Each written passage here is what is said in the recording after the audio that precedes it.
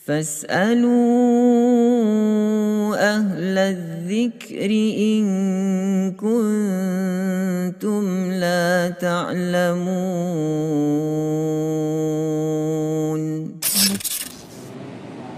السلام عليكم ورحمة الله وبركاته. إن الحمد لله نحمده ونستعينه ونستغفره ونعوذ بالله من شرور أنفسنا ومن سيئات أعمالنا من يهده الله فلا مضل له ومن يضلل فلا هادي له. أشهد أن لا إله إلا الله وحده لا شريك له وأشهد أن محمدا عبده ورسوله لا نبي بعده. اللهم صل وسلم على نبينا محمد وعلى آله وأصحابه ومن تبعهم بإحسان إلى يوم الدين. أما بعد.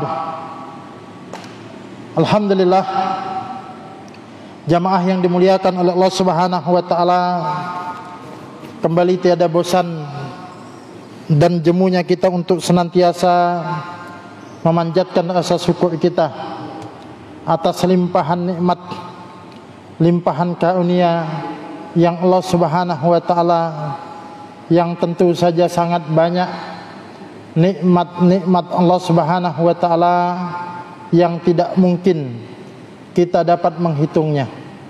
Sebagaimana disebutkan oleh Allah Subhanahu wa taala, wa in ta'uddu ni'matallah la tuhsuha. Seandainya kalian hendak menghitung-hitung nikmat Allah, maka niscaya kalian tidak akan sanggup untuk menghitungnya. Dan Nabi sallallahu alaihi wasallam itu pernah menyebutkan bahwa di antara sekian banyak kenikmatan-kenikmatan yang Allah Subhanahu wa taala karuniakan kepada kita, ada dua nikmat yang banyak dilalaikan oleh manusia. Nikmat itu adalah nikmat kesehatan dan nikmat waktu luang.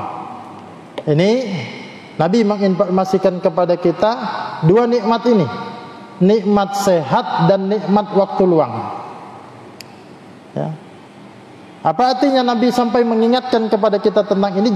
Supaya kita jangan termasuk yang melalaikan nikmat sehat dan nikmat waktu luang itu.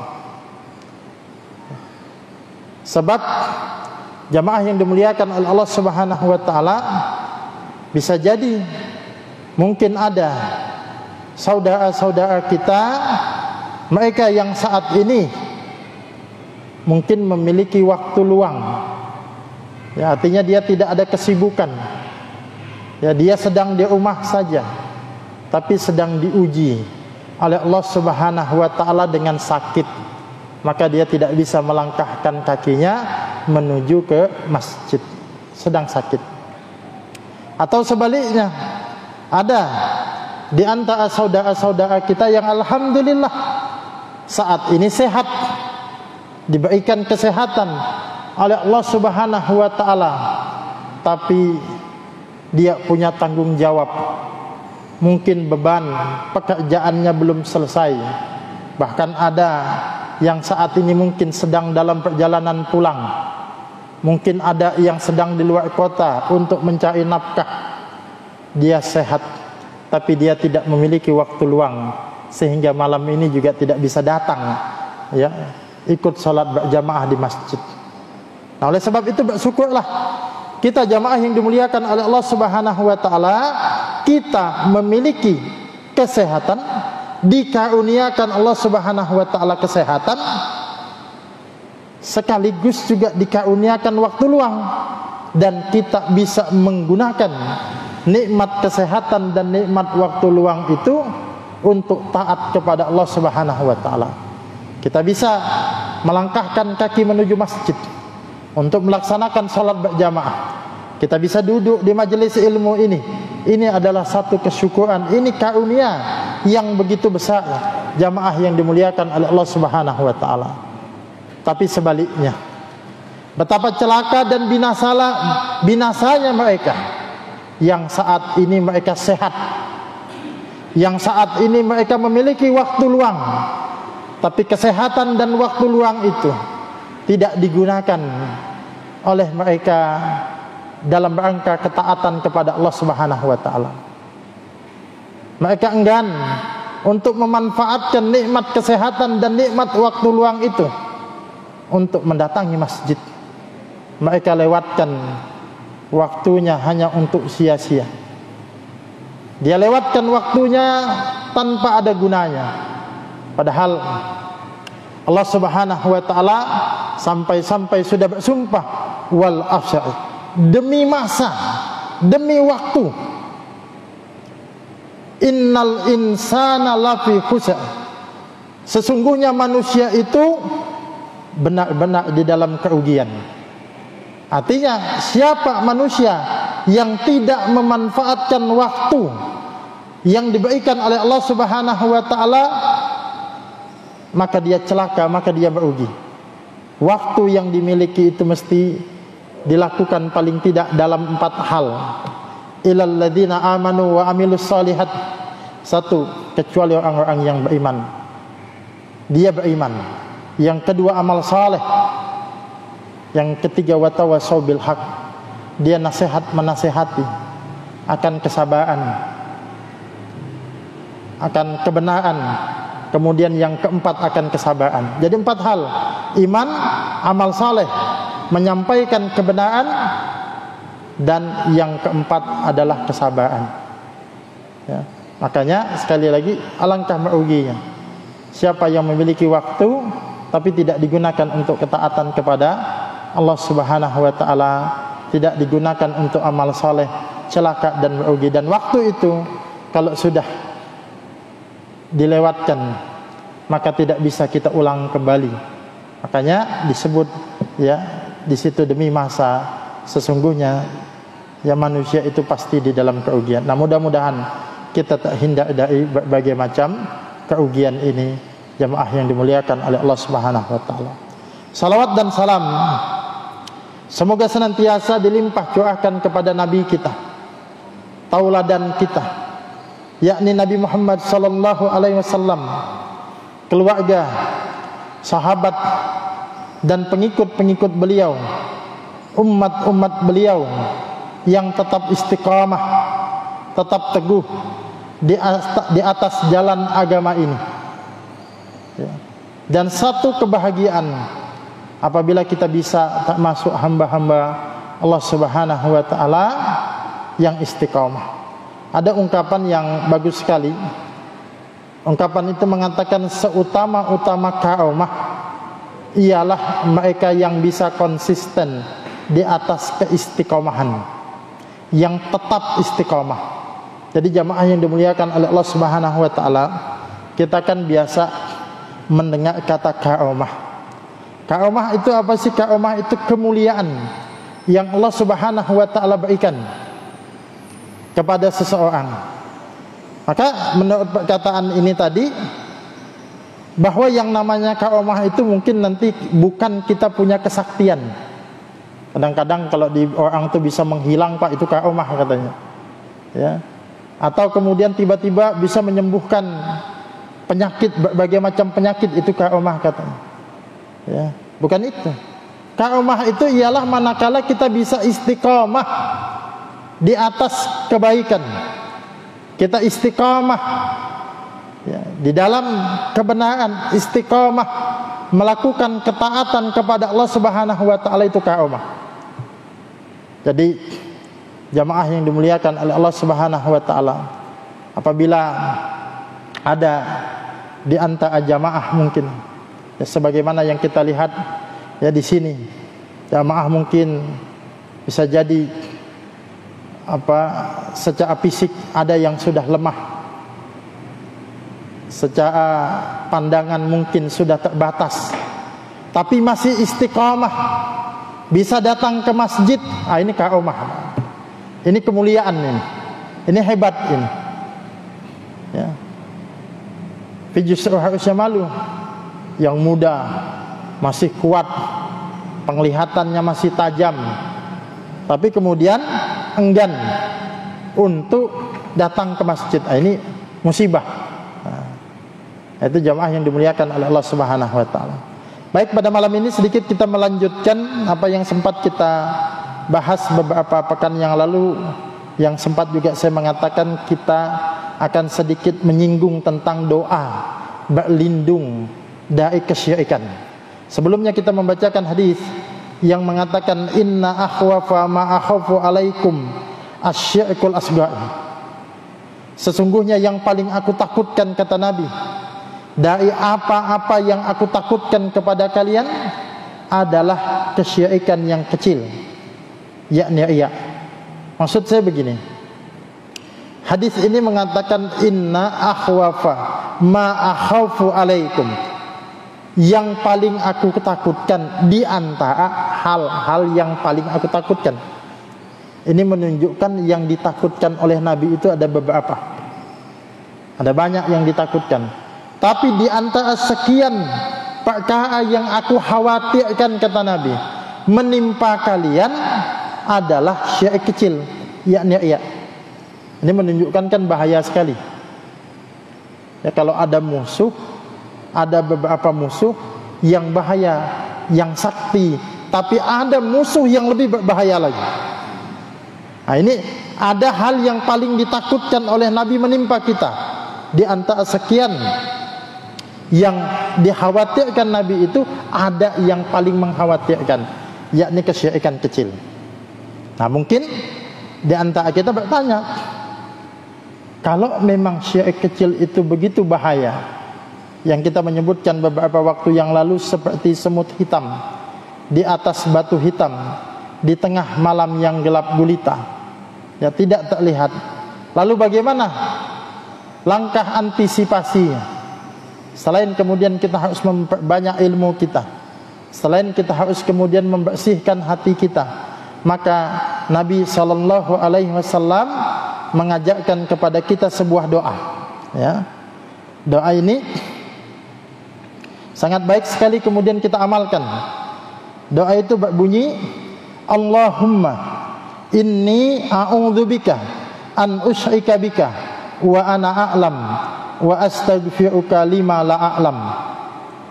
Allahumma, ya Allah, inni, sesungguhnya aku, a'udzubika, memohon perlindungan kepadamu, an usyrika bika, dari perbuatan menyekutukanmu, wa ana a'lamu, sedangkan aku mengetahui perbuatan tersebut, wa astaghfiruka, dan aku memohon ampun kepada engkau, lima la a'lam, terhadap dosa-dosa yang tidak aku ketahui. Nah, jadi hadis ini, jamaah yang dimuliakan oleh Allah Subhanahu wa taala, menggambarkan bahwa kesyirikan itu ada yang kita sadari dan ada juga yang tidak kita sadari. Ya. Nah, kalau sebenarnya hadis ini kan munculnya ketika Nabi menjelaskan tentang bahayanya syirik khafi. Syirik khafi itu syirik yang tersembunyi.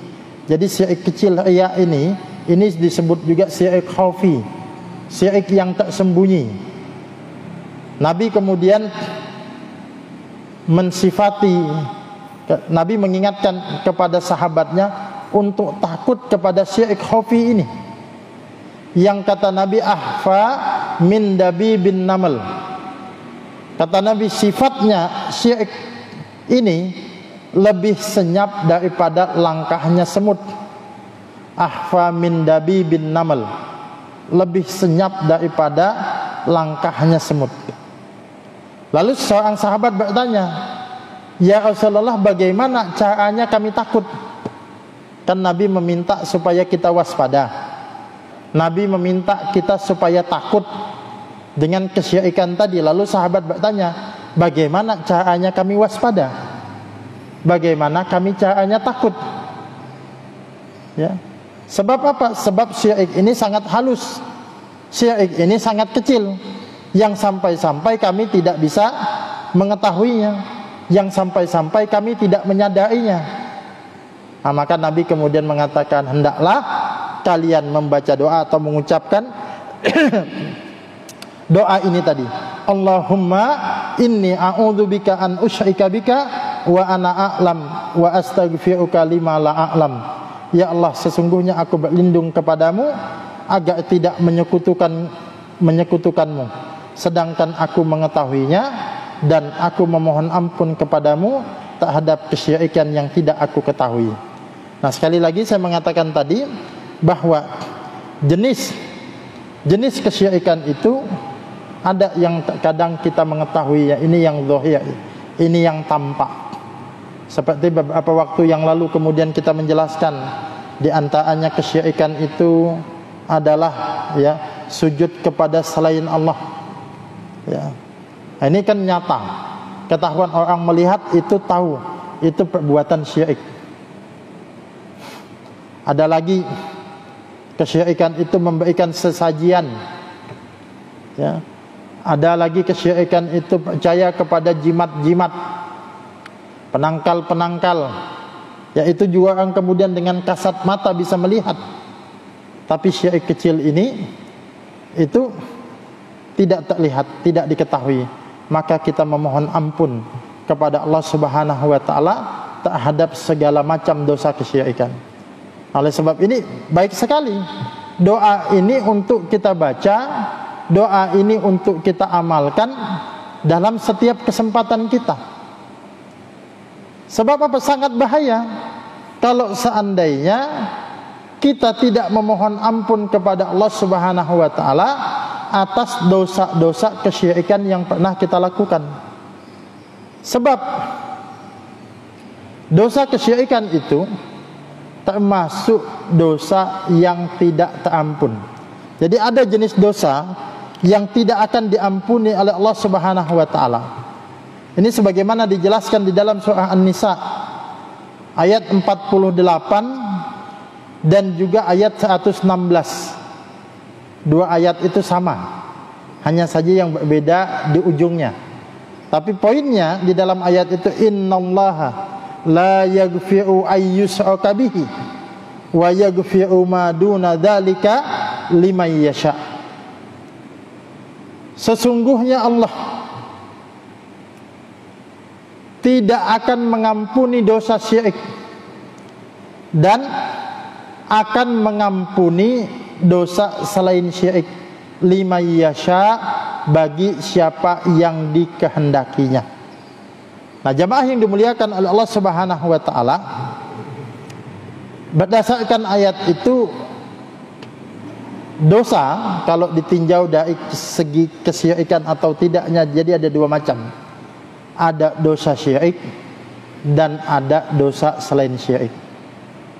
Dosa kesyirikan tidak akan diampuni oleh Allah Subhanahu wa taala kalau dia meninggal dalam keadaan membawa dosa syiriknya itu.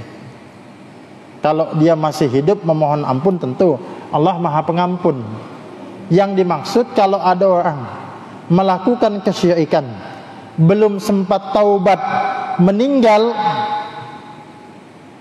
maka dosanya itu tidak akan diampuni. Adapun dosa selain syirik itu akan diampuni oleh Allah Subhanahu wa taala liman yasha, bagi siapa yang dikehendakinya. Maksudnya begini, ini menjadi satu prinsip akidah di dalam ahlu sunnah wal jamaah. Apa prinsipnya? Kalau seseorang meninggal muslim dia, artinya bertauhid dia, hanya saja mungkin dia memiliki dosa-dosa besar bahkan, ya, maka itu dia berada di dalam kehendak Allah, ya, berada di dalam kehendak Allah. Misal begini, ada seseorang pemabuk itu dosa, tapi kan tidak sampai kemudian derajat syirik, ya. Orang pemabuk tidak sampai kemudian menjadi kafir, tapi mabuk itu dosa. Kalau dia mabuk, punya dosa, belum sempat bertaubat, lalu membawa dosa minum khamar tadi. Minum khamar itu dosa besar. Dia meninggal, maka ada dua kemungkinan. Yang pertama, dia bisa jadi diampuni oleh Allah Subhanahu wa taala. Ya. Dosa-dosanya itu diampuni. Makanya masih boleh pelaku-pelaku dosa besar kita doakan supaya diampuni dosa-dosanya, karena memang ada memungkinkan itu. Kalau Allah berkehendak, Allah akan mengampuni. Tapi kalau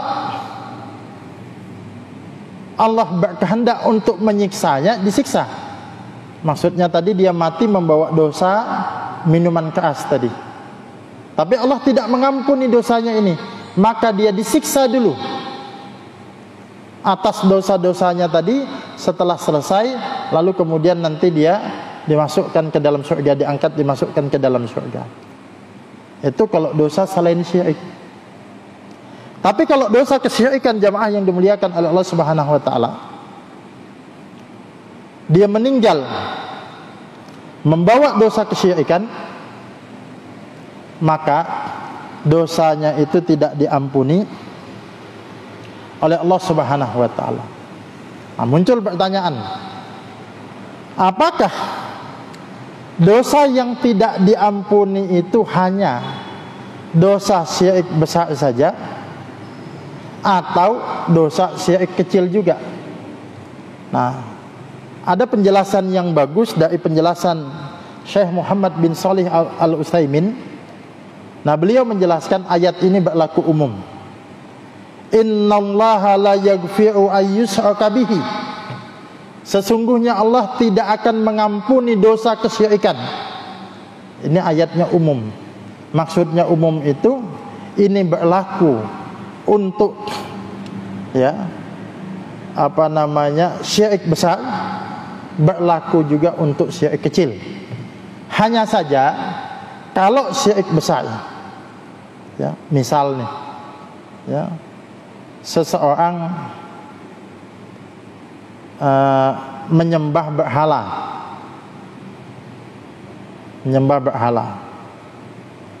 lalu dia meninggal, padahal tadinya dia muslim, tapi kemudian dia menyembah berhala, belum sempat taubat, meninggal dia, maka ini kesyirikan besar, kesyirikan besar. Maka dosanya menyembah berhala itu tidak akan diampuni oleh Allah Subhanahu wa taala, karena itu perbuatan syirik dan bisa jadi nanti dia kekal di neraka. Kalau syirik besar menyebabkan dia kekal di neraka. Kenapa? Karena dia telah membatalkan keimanannya, karena syirik besar. Atau ada ini yang lagi ini, atau ini banyak terjadi, dia muslim, Pak, muslim atau muslimah, cuma karena toleransi beragama yang kebablasan, yang tidak ada batasan-batasannya. Misalnya ada temannya, ini ada nyata, kejadiannya nyata, ada, artinya di dalam banyak kehidupan ada, dan saya pernah melihat seseorang juga begitu. Ada temannya beda agama, mungkin anggap aja temannya beda agama, kemudian misalnya agama Nasrani, lalu kemudian temannya itu menikah. Biasa orang kalau kemudian menikah mengucapkan ucapan selamat biasa. Nah, dia mengucapkan ucapan selamat, tapi ucapannya ini sampai begini, ini contoh saja kalimatnya, semoga kalian bahagia, semoga Tuhan Yesus memberkati kalian. Padahal dia muslim. Maksudnya ini dia ingin mengucapkan itu, tapi dengan dia mengatakan semoga Tuhan Yesus memberkati kalian, itu telah membatalkan keimanannya. Dalam Al-Maidah ayat 72, telah kafirlah orang yang menganggap Allah itu memiliki anak, atau mengatakan Isa itu adalah Tuhan. Nah, dia mengatakan semoga Tuhan Yesus memberkati kalian, padahal dia muslim. Ini kesyirikan besar. Kalau dia meninggal membawa dosa kesyirikan ini, dosanya tidak terampun dan dia kekal di neraka. Nauzubillah min dzalik. Nah, kalau yang yang dibawa itu adalah bukan syirik besar tapi syirik kecil seperti riya ini tadi, ya, misal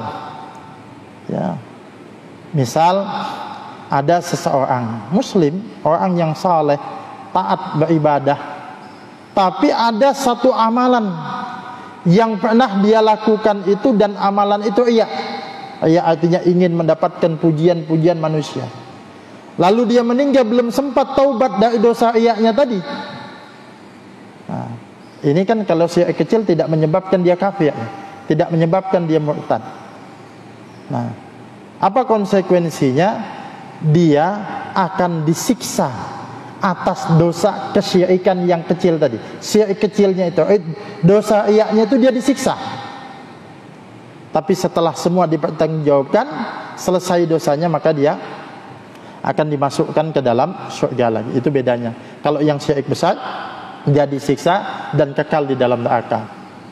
Kalau syirik kecil belum sempat taubat, dia disiksa di dalam neraka, tapi selesai habis dosanya maka dia akan diangkat. Nah, ini bedanya. Makanya saya tadi pernah mengatakan bahwa syirik yang kecil, walaupun kita katakan kecil, itu lebih berbahaya daripada dosa-dosa besar yang lain.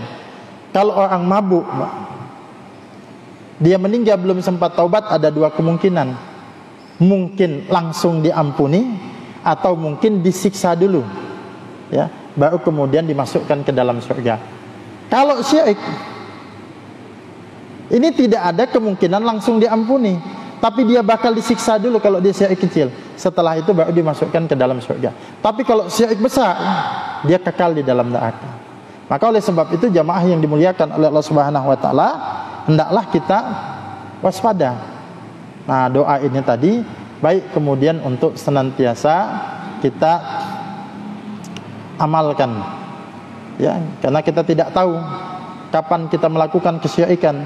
Maka ketika kita mengucapkan Allahumma inni a'udzubika an usyrika bika wa ana a'lam wa astaghfiruka lima la a'lam. Ya Allah, sesungguhnya aku berlindung kepadamu dari perbuatan syirik yang aku ketahui, dan aku memohon ampun kepadamu dari dosa-dosa syirik yang aku tidak ketahui. Nah, jadi kalau kita mengamalkan terus doa itu, mudah-mudahan dosa syirik yang tidak kita sadari pun diampuni oleh Allah Subhanahu wa taala. Nah, kalau ingin mudah nanti mencari doanya, ini saya sarankan, bahkan ini rekomendasi saya, ada kumpulan doa yang bagus. Bukunya kecil, harganya juga tidak mahal, kisaran 20.000 sampai 30 di toko-toko buku, di online juga ada. Judul bukunya Hisnul Muslim. Hisnul Muslim itu adalah kumpulan doa dan zikir yang bersumber dari Al-Quran dan Sunnah. Jadi doa di dalam Al-Quran itu kan ada sebagiannya doa-doa, kumpulannya di sana. Di dalam hadis Nabi juga ada doa-doa. Nah, doa dan zikir yang boleh dikatakan keseharian kita, penting bagi kita, itu ada di dalam kitab Hisnul Muslim. Ya, ini bagus sekali ketika di rumah kita ada buku-buku ini. Ini ya, kalau saya ada yang versi digitalnya, itu mulai doa kita, ya, doa kita bangun tidur sampai mau tidur lagi ada. Itu buku Hisnul Muslim ini, tak masuk doa berlindung dari kesyirikan ini. Nanti doa ya di dalam sholat, selesai sholat, doa kita mau masuk toilet, doa kita masuk masjid, doa kita keluar masjid, ada semua di sini yang keseharian kita. Doa kita berjalan menuju masjid. Karena bukunya sangat kecil ya, mungkin seukuran kecil saja bukunya, itu sangat mungkin sekali kita bawa. Misalnya ini sebagai satu contoh, kita kan mungkin ya terbatas hafalan doa-doa kita. Maghrib dan Isya kalau tidak ada pengajian misalnya, kita tidak ingin pulang, nah bisa membaca doa di situ atau memanfaatkan zikir-zikir yang bersumber di situ. Ada juga zikir pagi dan sore. Ya kan, kita disunahkan juga untuk sore hari dan pagi itu ada doa dan zikir yang disunahkan oleh Rasul. Jadi sangat bagus doa atau buku Hisnul Muslim tersebut. Nah, itu jamaah yang dimuliakan oleh Allah Subhanahu wa taala. Nah, jadi sekali lagi hendaklah kita senantiasa memohon ampun kepada Allah Subhanahu wa taala dari berbagai macam dosa kesyirikan, baik yang kita ketahui atau yang tidak kita ketahui. Nah, sedikit saya ingin menambahkan di sisa waktu ini. Tadi saya sempat menyinggung tentang apabila seseorang melakukan dosa besar. Orang melakukan dosa besar itu dia berada di dalam kehendak Allah Subhanahu wa taala. Artinya kalau Allah berkehendak, Allah akan mengampuni. Tapi kalau Allah berkehendak lain, Allah akan siksa dulu, ya. Diselesaikan pertanggungjawaban dosa-dosanya itu, nanti kemudian ya sudah selesai, dia dimasukkan ke dalam surga sebabkan dia beriman. Nah, saatnya dia tidak menyekutukan Allah Subhanahu wa taala. Nah, di dalam hadis riwayat Imam Muslim itu, nih saya singkat saja, ada dijelaskan tentang 3 jenis atau 3 model orang yang kemudian masuk surga itu. Nah, jadi disebutkan di situ jamaah yang dimuliakan oleh Allah Subhanahu wa taala, ada orang yang masuk surga itu karena memang layak masuk surga. Maksudnya layak masuk surga itu bagaimana? Ya karena memang amal baiknya itu lebih banyak daripada keburukannya. Pahalanya itu lebih banyak dibandingkan dengan dosa-dosanya. Ya, maka dia masuk ke dalam surga. Ini mungkin sebagaimana sudah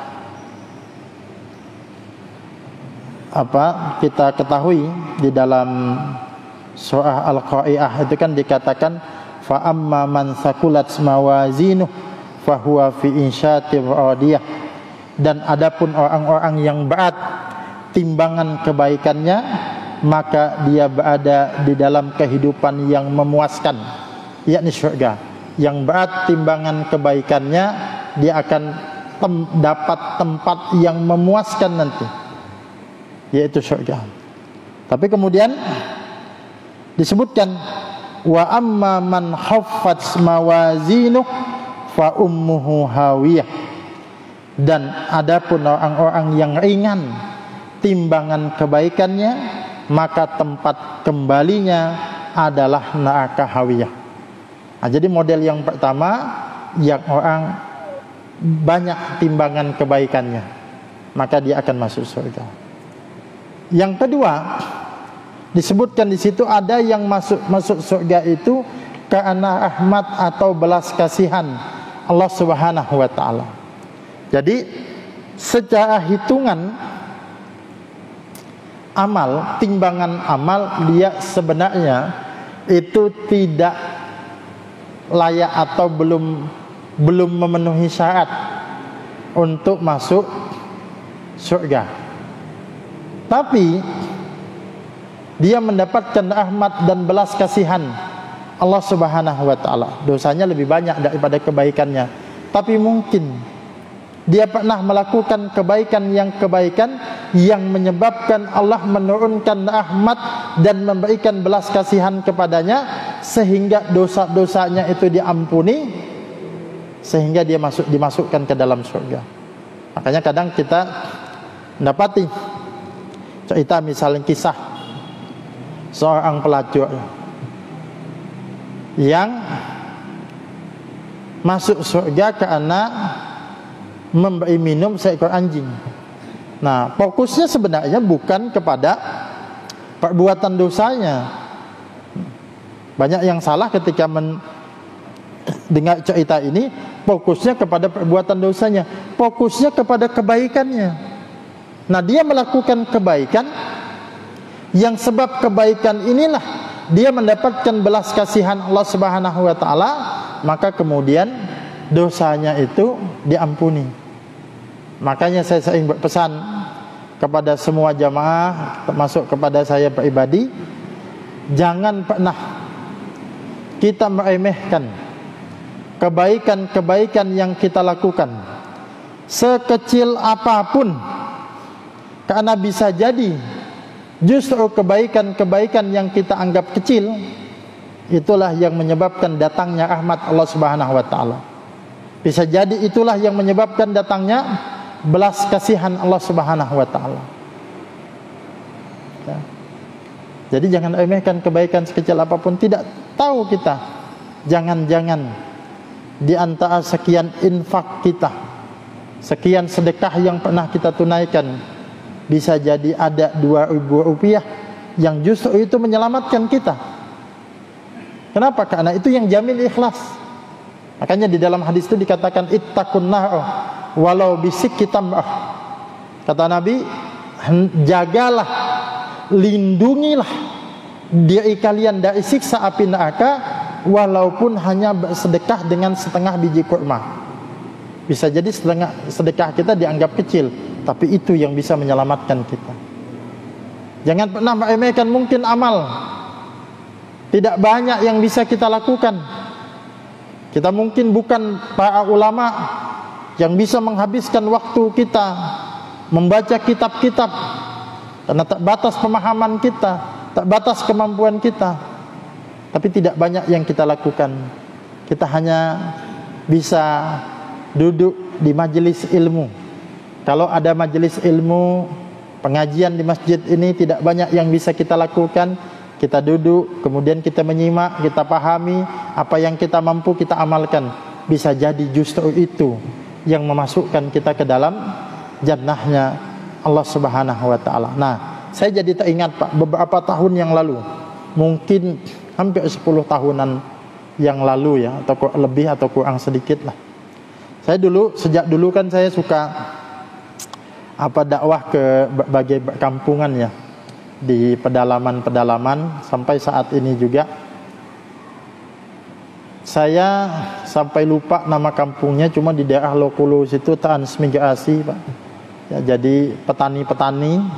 Jadi hari Ahad itu beberapa kali saya mengadakan pengajian di situ.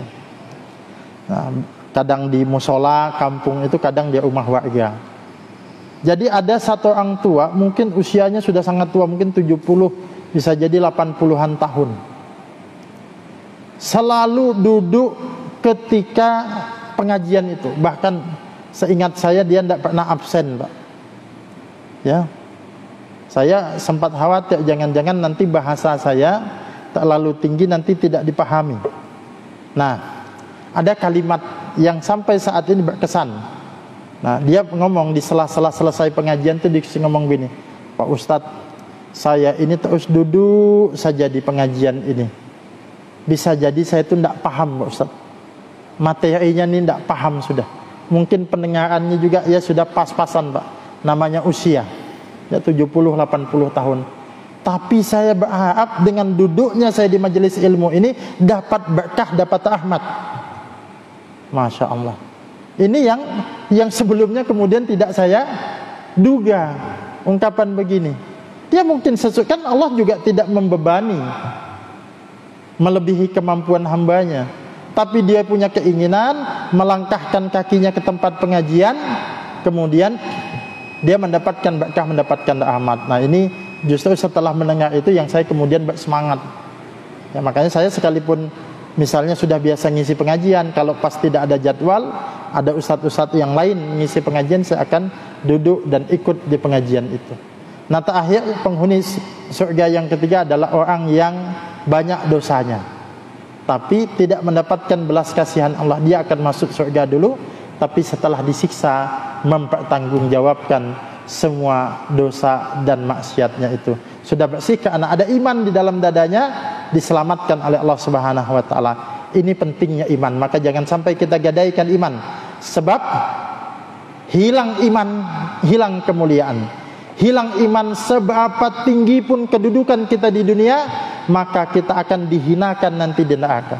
Sebab apa? Iman itulah syarat untuk masuk ke surganya Allah Subhanahu wa taala. Mungkin itu yang bisa saya sampaikan. Mohon maaf apabila ada kekurangan. Mudah-mudahan ada manfaatnya. Subhanakallahumma wa bihamdika asyhadu an la ilaha illa anta astaghfiruka wa atubu ilaik. Sekian, assalamualaikum warahmatullahi wabarakatuh. Gabunglah bersama gerakan Infak Peduli Dakwah.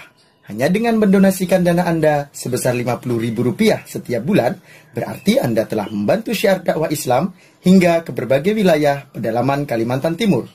Karena dakwah tak harus ceramah. Kirim SMS atau WA Anda, ketik GIB Dakwah, kirim ke 0811 586 1331.